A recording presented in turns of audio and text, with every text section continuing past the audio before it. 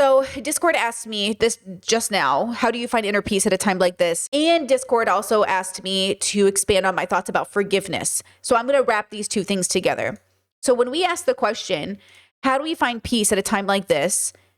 There begs a question about the bubble differences, bubbles being perception, of which perception are you having a relationship with? And when do they coincide together, right? So obviously, there's you within the bubble that is your like country, state, family, your literal physical space. Like we have a very basic understanding of this. We know how to kind of understand our space within that. And then there's this understanding of you in the space of the universe. This one's much harder, right? But we have to remember that even though the world is crazy, it doesn't mean we have to be crazy along with it, okay? We can engage with the world and the world can definitely interact with us, but we are not obligated to be as crazy as the world. Even though the world is saying, how dare you try to avoid being crazy with the rest of us? You are morally obligated, the world says, to be just as miserable as the rest of us. And then they'll even try to use language that triggers you, like your privilege lets you not be as crazy as the rest of us. But see, here's the difference between being actually privileged because you can literally ignore the world because the world has no way to interact with you because you're so fucking high rich in your little tower. Okay, that's the difference between you saying, I understand the world and I have a relationship to the world, but the world's misery will not destroy me. Because I know that I am simply a part of the world. I am just as significant as the rock and as significant as the grass and as significant as the asteroid in space. But I do not have to. My soul, my spirit, use the word that resonates with you, your consciousness does not have to crumble around with the world just because the world is crumbling around you, right? So I think there's like this dilemma where we're not understanding that we are parts of a living world. Right? We are all parts in the world. We are ourselves. We are on this planet. We are in the universe. Okay? And you have to understand how you relate to each of those things. So, how do I maintain a sense of inner peace as the world crumbles around me? Well, I firstly accept I'm a biological creature, so I'm going to feel stressed. I'm going to feel upset. I'm going to mourn. So you breathe, you meditate, you pray, you do the thing for you that centers you in the chaos. You do not simply exist in a space in which, I've reached this threshold of, quote, enlightenment, and so therefore I'm never impacted by the world. I cried this morning watching videos of Lebanese victims from the pager blasts. When the pagers went off, I cried this morning over watching videos of them.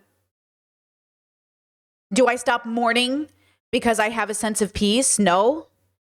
My peace is in relationship to, right? Like in relationship to accepting that humans are going to human.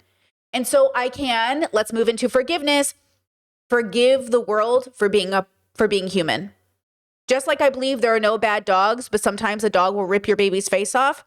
I don't really think there are any bad humans, even though sometimes humans are bad. It's because I believe in this idea that we are biological creatures and that we have limited to no real connection to our sense of free will. And it is so buried, our free will, our relationship with consciousness is so buried under the rubble of our misunderstanding of information, our relationship with ourselves, the relationship with the world around us. Okay, so check this out. I got a question from my Discord and I asked permission to show it to you guys today. So I'm going to do that. So this was the question I got from Discord after yesterday's stream ended. We talked about forgiveness. Discord said, I think it may just be a difference in language, but I was thinking about the forgiveness discussion at the end of stream. I appreciate that you're not encouraging anyone to accept bad behavior or abuse, but I think of forgiveness as something that must be earned through introspection and accountability, meaning the person who wronged you would have to earn it, right? Some folks will never reciprocate. So I don't think it's helpful to tell someone that they should forgive a person who will never have insight or never take accountability. It's not good to hold on to anger and resentment. I think it's healthy to work on releasing those things and moving on. But I don't think that needs to include forgiveness. I don't know. Is this just working with a different model of forgiveness? I'd love to hear anyone else's thoughts on this. So what I'm going to do is I'm going to tell you my model of forgiveness, the one that freed me from honestly, like all of the resentment and bitterness I had about existing in the world, because I definitely had that growing up. and I went to therapy and I did a lot of philosophical work. And that philosophical work gave me a framework that you might understand or know, but I'll share it with you today. It's from the Mayo Clinic. This is mayoclinic.org. What is forgiveness? Forgiveness means different things to different people, but in general, it involves an intentional decision to let go of resentment and anger. The act that hurt or offended you might always be with you, but working on forgiveness can lessen that act's grip on you. It can help free you from the control of that person who harmed you. Sometimes forgiveness might even lead to feelings of understanding and empathy and compassion for the one who hurt you. Forgiveness doesn't mean forgetting or excusing the harm done to you. It also doesn't necessarily mean making up with the person who caused that harm. Forgiveness brings a kind of peace that allows you to focus on yourself and helps you go on with your life. So for me, forgiveness has nothing to do with the perpetrator of harm. When I say I've forgiven this person doesn't ever have to know that to be a fact. It is about me letting go of my bitterness and resentment of a person simply being a person. And because I believe, and this is my personal belief, that we're evolved animals on a planet evolved over millions of years, I can also accept that people are much like tornadoes. Sometimes they come through town and destroy everyone's houses and kill a few people, but it is within their nature to do so. And the question is, can we have a different relationship with our nature to change maybe the amount of tornadoes we have to face in life? And that's the question, right? So I think forgiveness is for you. I want to be mad for the world. I don't want to be mad at the world. I don't want to be bitter and resentful and assume that because the world is an ugly place, I get to be ugly too. I want to say, even though the world is ugly and even though the world is what it is, I know I'm not that person. So I know other people cannot be that person too. Because I have changed, I know other people can change. Because I have gotten better, I know other people can get better. Because I don't wish ill on people, I know there are people who don't wish ill on me, right? You're kind of using yourself as proof that people can be good. And the dilemma is that because so many of us aren't good, we can't use ourselves as proof of it. So you have to go through the journey where you use yourself as proof of it so you can have that data at hand. And you're not so special that your experience with being good isn't a universal experience for other people, right? So you first have to humble yourself and recognize you're not special. So if I can be good, I know you can be good because I'm not special. But it is a special relationship with self to be good in a world that is giving you every incentive to be bad, right? Okay, Chad says, can you still feel sad that you were wronged after forgiving? 100%. Yeah, it's just you don't hate anybody. You don't have enemies. You're not angry. You're like, be angry in a sense of injustice, not angry at the person as a consciousness. This is something that people really don't understand, right? I've got a predator in the family and I can get very upset on behalf of the victims, and people will say, oh, did they hurt you personally? Why are you so upset with them?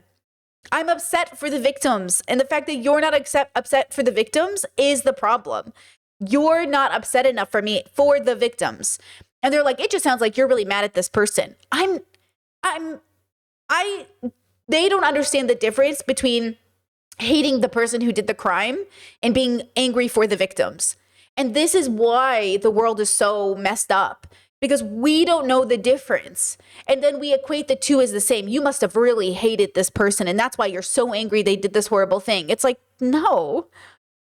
I mean, maybe at one point in my life, but not anymore. Now I'm not mad at them. I'm mad for the victims. And there should be something so significant about that, right? Check out this video just to cleanse our palate, okay? And give us another grounding, right? What do you do with the mad that you feel when you feel so mad you could bite? When the whole wide world seems oh so wrong and nothing you do seems very right. It's great to be able to stop when you've planned a thing that's wrong and be able to do something else instead. I can stop when I want to, can stop when I wish, can stop anytime. And what a good feeling to feel like this and know that the feeling is really mine.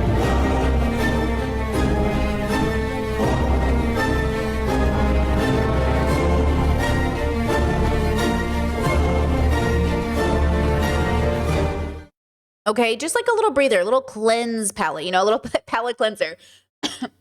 I want you to know that today is a great day to start being a good person. It's really difficult. It's really difficult to let go of anger and to know how to utilize it in a really good way, right? Because you don't want to be angry at someone. You want to be angry for the injustice. Does anybody have a specific question? I don't want to go through all of chat and figure out. It feels like there's a lot that you guys are talking about, which I love to see. Chat says that actually made me so sad because they're taking PBS away, and that's the kind of stuff we need in the world. Yeah, it is. It is really weird growing up with PBS my whole life. To this day, my nieces and nephews watch PBS, and yet my family still votes MAGA. It's all very confusing, Chat said so many people's social identities depend on their rage. Well, that's what we're going to talk about today, actually, because, there is just such a call for anger. And I think a big part of it is the patriarchy. And I know people hate that word because it's a buzzword, but it's not a buzzword. It's actually a system at play that perpetuates like forms of violence as key, as sort of like calls for liberation. But the issue I'm having with that is like liberation sometimes calls for violence, but violence isn't the key to liberation. We've been violent for all of human history and we're still not liberated. So it can't just be, quote, violence that causes the liberation, right? It must be something else. Like it has to be something else. It's not working. So if it's not working, it's got to be something else. Okay, check this video out. History teaches me that change is always possible. Our ancestors changed a country that enslaved them for 400 years, hated them, undid Reconstruction with the redemption movement, hanged them, lynched them, brutalized them, took 100 years between the 13th, 14th, and 15th Amendments to pass a Civil Rights Act and a Voting Rights Act that is now being destroyed again. We have lived through so much worse, with so fewer resources, with no resources. Harriet Tubman didn't have nothing. Except her will and the belief in God and a will to go on, right? And so if our ancestors could get us here such that they have something to deconstruct, if we didn't have anything, they couldn't take anything. And I would say the same thing for women. It took women until the 1970s to be able to open a bank account, the 1970s. It took women longer than it took black folks to essentially get freedom. But you got it.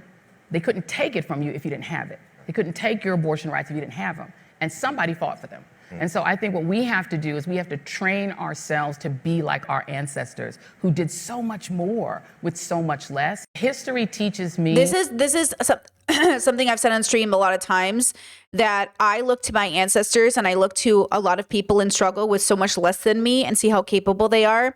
My Discord asked me, do you feel safe streaming and talking about Charlie given the way everything is going?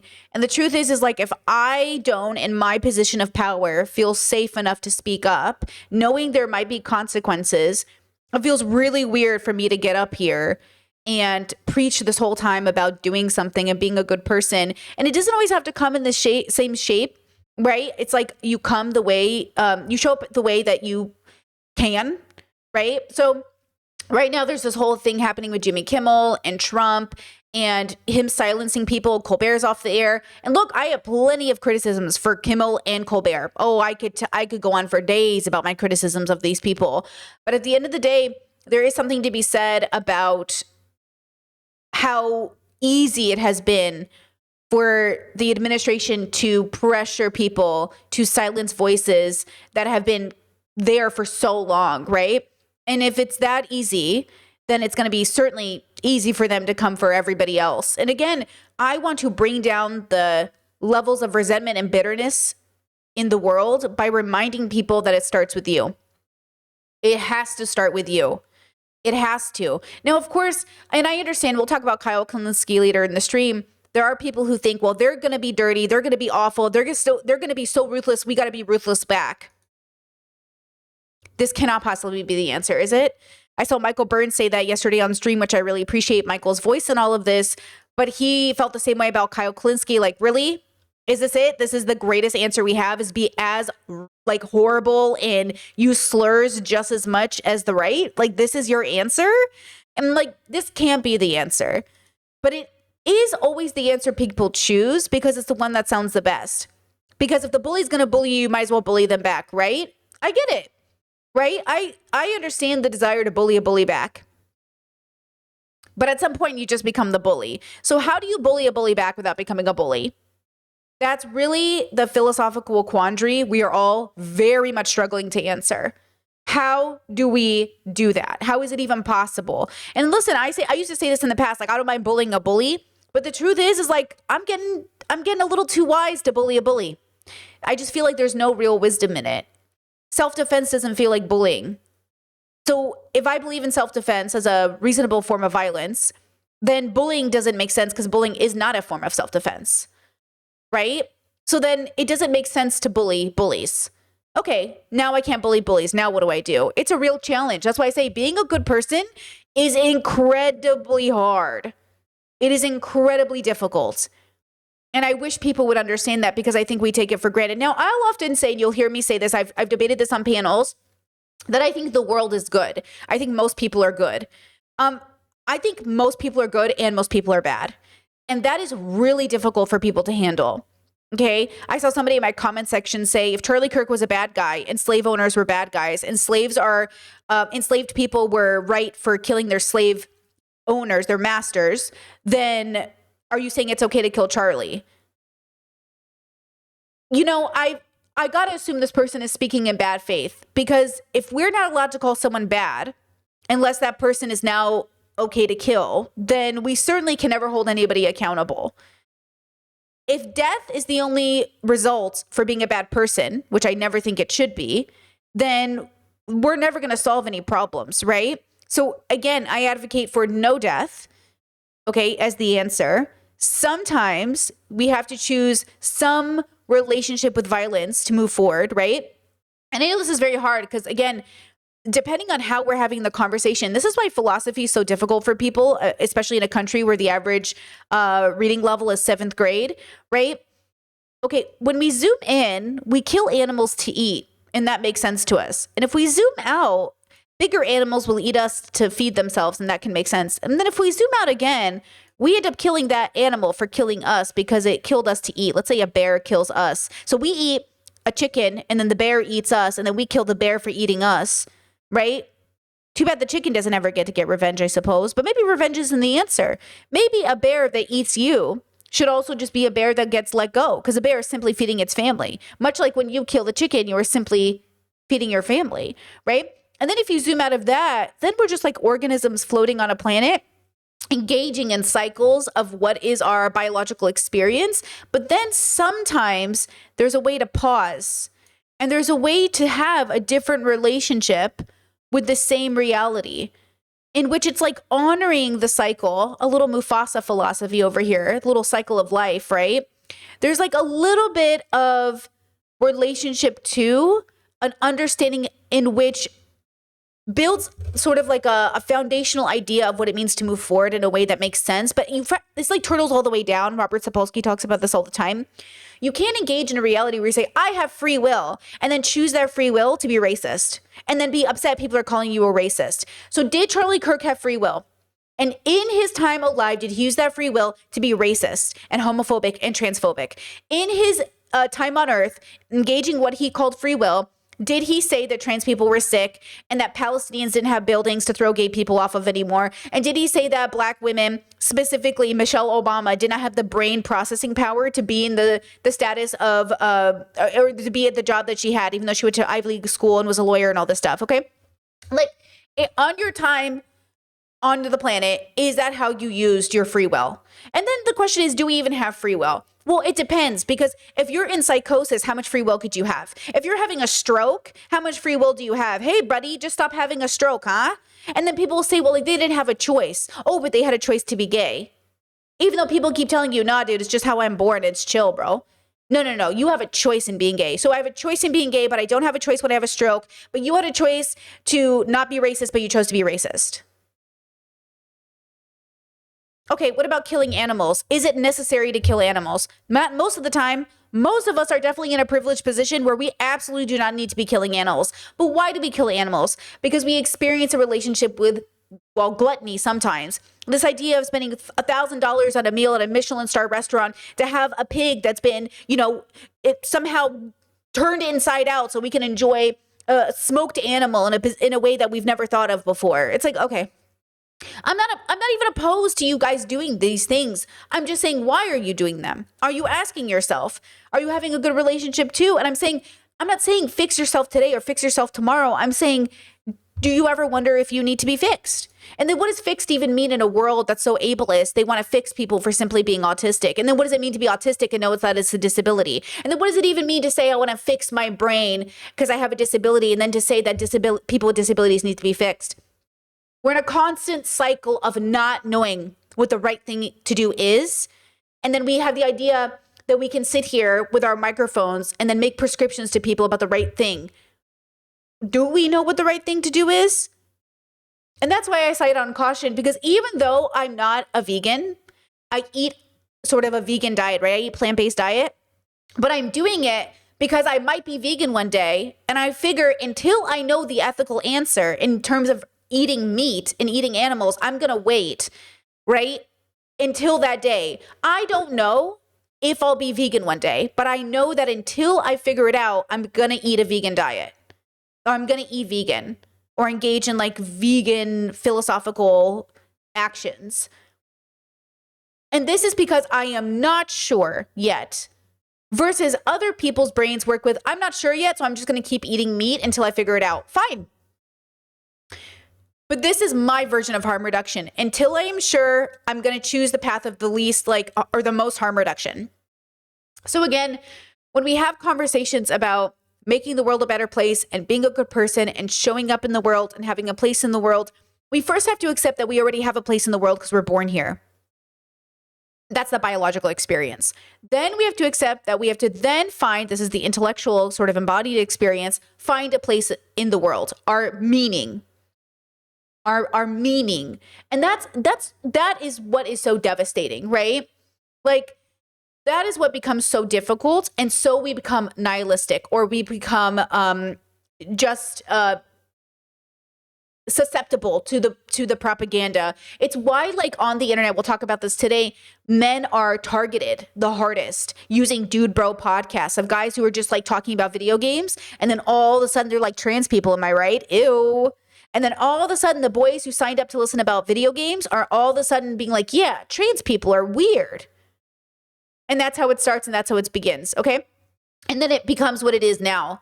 They get you with things you like, hobbies. That's why Trump appeared on Aiden Ross's podcast. Hey, I'm just Trump. I'm on a podcast. That's why Trump ended up with Logan Paul and Mike, because he's just a guy. And I remember, and I told you that, oh my God, he's so good on these podcasts. Boys will eat this up. And they do, because their best friends remind them of Trump or Charlie Kirk. Remember, my brother said to me, my friends remind me of Charlie Kirk. Interesting that your friends remind you of Charlie, so you're sad about Charlie, but your 3 gay siblings, right, are being targeted by this administration, and you're not upset about it. You're not moved to the same amount of tears when a gay person is targeted or killed, or a trans person is targeted and killed, or when our basic rights are being taken away, because you have to vote with your religion, and your religion is homophobic. So instead of deconstructing the religion, you're just going to default to this thing. That's devastating. What a devastating experience. What an absolutely devastating experience. You know, a lot of people told me all of my life, don't worry, Brittany, like one day your parents will realize they were wrong. They have 3 gay kids. And that's why I went to therapy, guys. So my therapist could give me the tools to recognize that that was never going to happen, and that was okay. Not okay in an ethical sense, but okay for me. That my life was allowed to be good, and I was allowed to be kind to them and love them and still give them kindness and care, even though they would never do the same back. Because what they do doesn't dictate what I do. What they do does not dictate what I do. And so I'm not just coming from a place of a girl who doesn't understand where you're coming from and how hard it is. I'm coming from a place of a girl who was exactly where you were, and I yet still manage to take a deep breath and enjoy my life. And to be grateful for the privilege that I'm in, because ultimately, if you are in America, you are experiencing a level of privilege. And then you can still be upset about how disgusting America is being right now. So you have to have a humility that's really difficult. You have to first really acknowledge how privileged you are being born in America, which is so hard, right? But once you accept that, you can also accept the fact that you're struggling in America as well, that you cannot pay your bills. You all have to work 2 jobs. Everything is so stressful. Healthcare is ridiculous. You're going bankrupt, and the administration is so corrupt that it makes you afraid every day for your life. Like, all of those 3 things are true at the same time. So then we have to zoom out and recognize, like, everything is true at the same time. That conservatives are right to be scared of corrupt governments.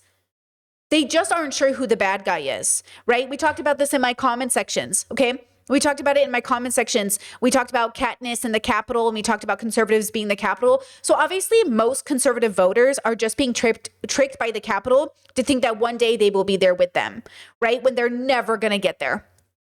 They're never going to be there. So instead of understanding that they're voting for the elite and supporting the elite, the 1%ers, the billionaires, they will never become. They live in a fantasy land of maybe being there one day. And I know because I was raised in that bubble and I thought about it myself. I can't tell you how many of my siblings call me and say, like, I think I'm going to be a billionaire. Girl, they don't understand. And the same way I didn't understand. Until you actually educate yourself on what it means to be a billionaire, you're not going to get it. And how can I be mad at a world that doesn't even know left from right? I can't be. So how do I stay peaceful in a time like this, accepting that this is exactly how the world was always going to be? Because it's exactly who we are. We are a reflection of the world as a whole. We as a collective. And then making peace with that allows me to wake up every day and do the right thing. Not perfectly, but at least in the right direction. So take a deep breath, okay? Take a deep breath and realize, like, you're never going to do this thing. You're never going to, at the expense of other people, trick them. You're never going to create a business that lies to people. You're never going to misuse your relationship with people. And so you will die a good person. And you'll also probably die a poor person. And you might even die a targeted person. And you might even die in a situation that is so scary. But know that you will die a good person.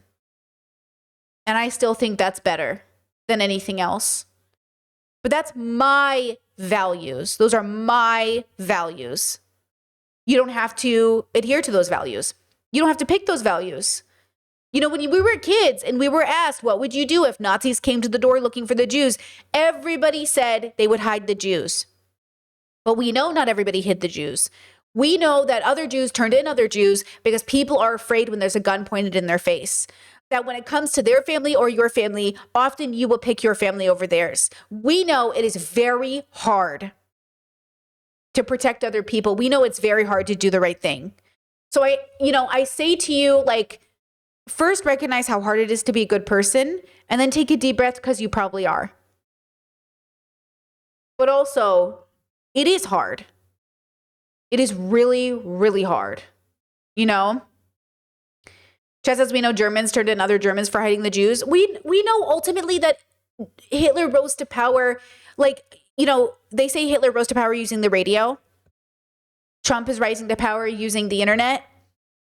Like, ultimately, if people aren't reading and people aren't educating themselves and people aren't understanding, again, if my conservative family won't watch the documentaries I'm watching, won't read the books I'm reading, won't actually engage in the information I have, then they are purposely shielding themselves from the information. But I read their books. I watch their news stations. So sometimes people ask me, Brittany, why do you watch all these guys? Because I got to know what my family is watching, bro. If my brothers come to me and say, oh, Britt, I've been watching this podcast, I'm going to go watch 100 episodes of that podcast. And that's the difference between me and them. Because when I say, hey guys, I've been watching this podcast, they go, gay. I'm not watching that. They are literally with their full chest saying, I don't want to know. And I'm with my full chest saying, like, let me know give me it. I'm like the parent that actually goes, what are you watching online? Give it to me. I want to watch it. What are you watching? And that's the difference. Okay? That's the difference. All right? Chad says, that sounds like a high blood pressure relationship. I mean, definitely. Definitely. My brother and I are going to have a conversation next week about seeing each other. And I want them to understand, like, you don't see me, and I want to see if you can get it. And yes, this is my role in the family, is to say, you don't understand me. I'm going to give you another chance. Go ahead. Same thing I do on stream with other people. You don't see me. Go ahead. Because I will tell you right now, if you can see me clearly and disagree with me, I will accept it. But until you can see me clearly, you're not allowed to disagree with me. You're not allowed to. because you're not disagreeing with anything. You have to be able to see me first. Okay? You have to be able to see me first, and then I'll accept it. This is the only time. Otherwise, I'm going to write you off as ignorant. If you don't want to be written off as ignorant, explain my ideas to me. Okay? Chat says, would you call them shielding themselves from other bubbles coping? A bit, right? It's just natural too. It's very biologically natural. It's very reasonable for them to want to do that, right? Because it's scary, just like it is with any of us. Hell, I meet progressives that also need to pop bubbles, guys. Like I meet progressives every day that I'm like, pop your bubble. You're too miserable. For a progressive, you're way too miserable. You know, so it's like, it's that. It's a human condition. Everybody, myself, everyone suffers from it.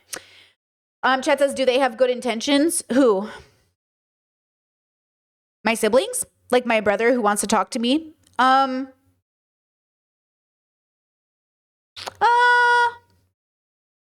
They have what they perceive as good intentions. I've been trying to do this thing lately with my siblings where when they say things like, yeah, both sides have problems, I go, that's an unacceptable commentary. Give me that's you trying to not have the conversation. Oh, both sides have problems. Okay. No.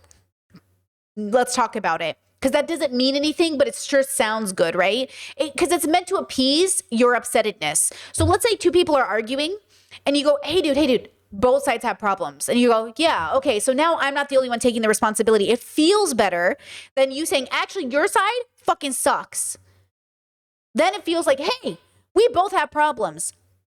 So when people say that, oh, we both sides have problems, it's not a real conversation. Imagine you're in a marriage and you go to your spouse and you say, hey, I've noticed that when you get your coffee in the morning, you tend to spill some on the floor and it leaves a stain on the floor and then somebody has to wipe it up. Could you just wipe it up when you spill initially? And they're like, hey, we both have problems. You know, sometimes you sleep in 30 minutes later than me.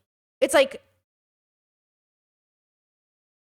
did you need me to wake up earlier? And it's like, yeah, it'd be nice if we woke up together. It's like, oh, I'm sorry. I'll wake up in the morning with you too. Okay, cool. And then they still don't wipe up the spill on the floor. It's like, these things are not the same. But if you wanted me to wait, it's like they pick a problem that like, this is not the same. Or a more political example would be something like, hey, there's problems on both sides. I was like, yeah, but like, I'm really concerned for trans people and gay people because they're being targeted right now. Or Hispanic communities are being kidnapped off the street. And they go, yeah, dude, but there's problems on both sides. Like, did you see those protesters who just interrupted Trump's dinner and they were like yelling at him over Palestine? And they're like, do you think a president should be able to have a dinner without being interrupted? It's like, sure, it'd be nice if they could go to dinner without being protested. And they go, okay, so there are problems on both sides. It's like, these are not the same. And that's what we need. We need to be able to be like, what is the same? Okay, or another example I've heard from my own mother. Don't you think Christian churches are just being targeted by people? And I'm like, are they? She goes, yeah, this was years ago. She goes, yeah, we've started oh, you'll never believe what it was over. Wait, pause. This is so much funnier. This is fun. This is not funny. When there was that horrible shooting at the black churches by that white supremacist, my mother goes, oh, they're targeting Christian churches. I was like, they're not targeting Christian churches. They're targeting black churches. And she goes, well, now we're really afraid. So we've amped up security. Your father and all the men in the church walk around their church perimeter now with guns. And I'm like, nobody's going to shoot up your Catholic church. She goes, but they're targeting churches. And I was like, they're targeting black churches. You don't have a black church. You have a Filipino church because you're Catholic. You don't even have a black church. And then that's the argument, right? That's the misunderstanding of like, oh, they're targeting Christian churches. They're not targeting Christian churches. You know what I mean? Like that's that's why the conversation never gets anywhere because they don't really understand it. Right? Chad said, Britt, how do you know when you're getting the right information? I've been talking to family about Kirk and we all have different facts.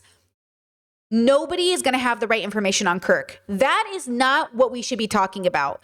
We should be talking about right and wrong in relation to ethics. None of us can have the information on Kirk because none of us know him or were there. None of us know what the shooter was thinking. None of us have any of those facts. It is impossible to know anything about that situation for facts. We can come to conclusions based off data, but we do not know anything. And we will not know anything unless we personally talk to Tyler, unless he confesses with a really clear manifesto. We do not know. The bigger and more important conversation we should be having is what is right and what is wrong.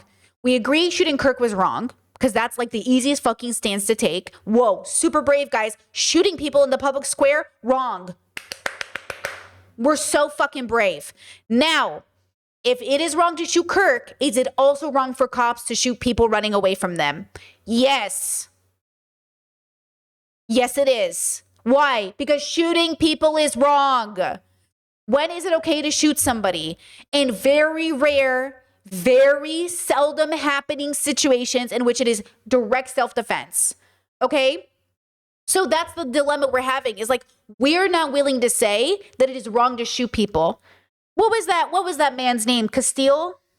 The nurse? He had a gun, a legal firearm in his car, and a cop just... That was wrong. Gun owners everywhere should have been so fucking pissed. I should have heard that man's name out of my dad's lips 100 times because of how wrong that situation was. And yet we don't. And yet they don't care because he was black. And that's the racism of it all. Is it wrong for police officers to shoot people, whether they legally have guns or are running away from them? Again, this is so much bigger. This is so devastatingly bigger than Charlie Kirk or anything else. This is a lack of ethical understanding. Ethics, society, morals, yourself. You don't know your own morals. And so your lack of morals ends up coming out in the ethics of it all, right? So again, we have to have those conversations. We have to be able to say, we have an issue in this country. And Charlie Kirk participated, right, in escalating those tensions between people, right? Just as you said, Charlie Kirk got rich on wanting you to die. When? Are you a troll, bro? Hide user from channel. You're banned. Thank you. That's devastating. Rich men get rich over work. Do you know how people talk about Switzerland during Hitler? You know what I mean? And how they weren't involved, but they were literally selling, I think they were selling, what was it? Dishes or weapons to both sides. That's what I think of life is. Yeah. Rich off Nazi gold. Exactly. Rich off Nazi gold. Like, that's what I think about all the time. Like, you might sit there and be like, oh, I have no director. I don't want to get involved. I'm not involved, but you're benefiting from it. You know what I mean? Yeah, they were both siding. Exactly. It's like when I think about that and I think about that idea, that's what I mean when I say nobody has any ethical standing. You want to, on the cover, have the perception of being, oh, I'm not involved, but you are so deeply involved and you're benefiting from it. So that's what I think about all the time, okay? When we talk about forgiveness, when we talk about ethics, when we talk about how to remain peaceful. And again, it's not about coping and running away. It's about radically accepting. Listen, if you ever have somebody in the family that's kind of a liar, they're a fibber, but like you love them so much, like you're vibing with them and you love them, but you also know they have like a tendency to lie about stuff. You're like, okay, bro, sure. And you kind of just let them get away with it because no matter what you do, they can't ever admit they were lying. This is not always malicious. Because it's actually a problem with themselves. It's not always a maliciousness, but at some point you're allowed to just say, yeah, like until you figure that out, you're not safe. You're not reliable. I have to be able to rely on you. And so you have to first be able to say, I'm at fault. This is why Trump is so unnerving to people. The reason Trump is so uncomfortable for people is because Trump genuinely struggles to identify himself ever doing wrong. Right? He can't do it. And so it's very hard for people to process that without feeling a little bit crazy, because it is a little bit crazy. When we have these conversations and we're trying to figure out the state of the world and our place in it, just know you have the right to feel like we're in Crazyville, but it's always been crazy. Like, have you heard stories about the founding fathers and Christopher Columbus and people who dealt with natives or enslaved people eating them? Or engaging in making furniture out of their bodies, their skin and their hair. Y'all, I can't even get people in my family to agree that child marriage was like unethically wrong. As they sit here and talk about how like gay people are evil because they'll want to marry kids, and yet the straight people are doing it left and right. Like, we need to realize that it's always been bad, but we exist And I know I'm good. So I know you're good. And I know other people are good. And so we need to understand that we are not special, but this is our opportunity to encourage people to be good as well. And to acknowledge that it's hard. Because life is not easy. But life does get better. Because you get better.